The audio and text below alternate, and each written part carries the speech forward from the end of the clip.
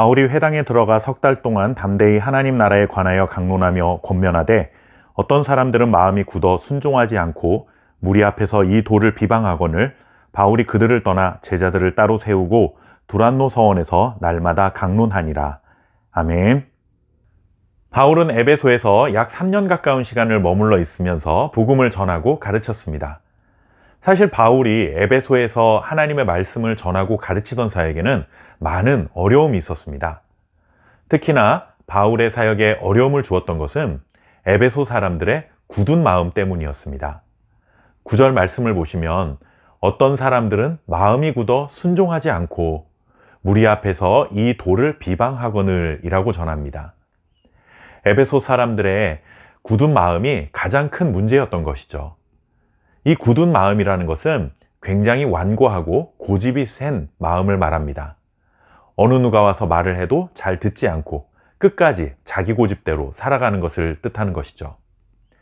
바울이 에베소에 있는 회당에서 3개월이나 하나님의 나라에 관하여 말씀을 가르치고 그들을 권면했지만 그들은 말 그대로 눈 하나도 꿈쩍하지 않았던 것입니다. 바울도 힘이 들었던 건지 회당에서 가르치는 일을 다른 제자들에게 맡겨두고 자신은 두란노 서원에서 2년 동안 복음을 전하게 됩니다. 다른 지역에서는 오랫동안 머무르지 않았던 바울이 유독 에베소에서는 이렇게 힘든 환경 속에서도 포기하지 않고 3년이라는 시간을 머무르면서 복음을 전한 이유가 무엇일까요?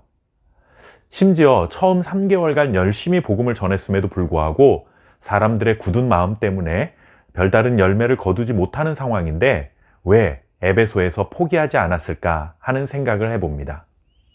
그 이유는 이렇습니다. 에베소 사람들의 마음이 굳은 마음인 것도 아마 이것과 무관하지 않았을 것입니다. 에베소는 아뎀이라는 신을 섬기는 엄청난 신전이 있는 도시였습니다. 거기에는 신전 안에서 몸을 파는 수천 명의 여인들이 있었고 우상을 섬기는 제사장들도 많이 있었습니다. 이방 종교, 그리고 우상 숭배, 성적인 문란함, 갖가지 마술, 그리고 주술과 같은 굉장히 혼탁한 것들이 뒤엉켜 있었던 도시, 그것이 바로 에베소입니다. 영적으로도 타락한 곳이었고 문화적으로도 굉장히 문란한 곳이 바로 에베소입니다. 그러니 그런 환경 안에 살아가는 사람들의 마음이 복음을 전하는 바울에게 호의적일 수가 없었던 것이죠. 사역의 열매를 맺기가 그만큼 어려운 분위기였습니다. 한편으로 생각해보면 이런 도시에서 사역을 고집하는 것은 효과적이지 않다라는 생각이 들기도 합니다. 하지만 바울은 이런 에베소의 영적, 문화적, 도덕적으로 타락한 분위기를 영적인 전쟁으로 바라보는 믿음의 눈이 있었습니다. 그래서 에베소서 6장에는 특별히 하나님의 전신갑주를 취하여 영적 전쟁을 하라는 말씀이 기록되어 있는 이유이기도 합니다. 에베소에서의 복음 전파 사역을 사탄의 나라와 그리고 하나님 나라와의 대결이라는 구도로 볼 수 있는 믿음의 안목을 가진 사람이었던 것입니다. 에베소가 이렇게 타락한 이유, 그리고 사람들의 마음이 굳은 이유는 사탄이 그 도시를 점령하고 있었고 사람들의 마음을 붙들고 있기 때문이라는 사실을 알았습니다. 그래서 바울은 그들을 그냥 내버려 두고 떠날 수가 없었던 것입니다.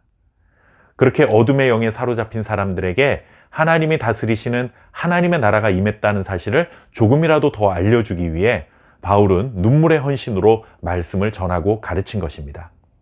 그 결과는 이렇게 나타나기 시작합니다. 그 주변 지역에 사는 유대인과 헬라인이 다 주의 말씀을 들었습니다. 또 바울의 손으로 놀라운 능력을 행합니다. 병든 사람에게 손을 얹으면 병이 낫고 악귀가 떠나갔습니다. 바울에게 신비한 힘이 있었던 것을 기록한 것이 아니라 어둠의 영인 사탄이 지배했던 그곳에 하나님 나라의 복음을 전파하자 하나님이 다스리시는 곳으로 점점 변화되어 가고 있음을 보여주고 있는 것입니다. 그리고 결국 20절에 이런 고백을 하게 되죠. 이와 같이 주의 말씀이 힘이 있어 흥왕하여 세력을 얻으니라. 아멘. 바울의 능력이 아니라 주님의 말씀의 능력입니다. 살아 운동력 있는 하나님의 말씀이 선포되는 곳에 어둠의 영이 물러가고 치유와 회복의 역사가 일어납니다. 그 말씀이 지금 우리를 변화시켰고 이제는 우리가 살아가는 이 세상에 우리가 복음을 전파하며 말씀의 능력으로 세상을 변화시켜 가야 하는 것입니다. 하나님의 말씀의 능력을 믿고 어둠의 영이 지배하는 그 땅에 복음을 전파하는 성도, 그리고 그러한 교회로 쓰임받는 삶이 될 수 있기를 주님의 이름으로 축원합니다. 감사합니다.